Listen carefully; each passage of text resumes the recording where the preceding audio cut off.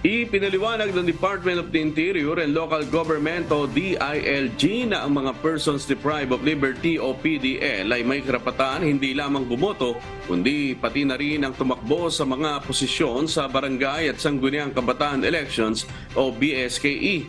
Sa isang press conference kahapon, October 30, inanunsyo ni DILG Secretary Benhur Abalos na may 8 PDL sa buong bansa ang kumandidato sa isinagawang BSKE.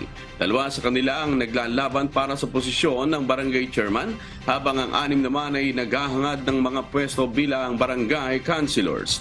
Ipinunto ni Abalos na pinahihintulutan ng pamahalaan ng mga PDL na tumakbo anuman ang kalagayan ng kanilang mga kaso. Gayunpaman, binigyang diin niya na kung sila ay mapatunayang may sala, maaaring sila ay ma-disqualify mula sa pag-akyat sa kanilang mga pwesto matapos manalo. Pakinggan po natin ang pahayag ni DILG Secretary Benjamin Benhur Abalos Jr. Yun ang ano ng proseso ng demokrasya, pero you still have to wait for the, kaya nga detainee, wala pang judgment.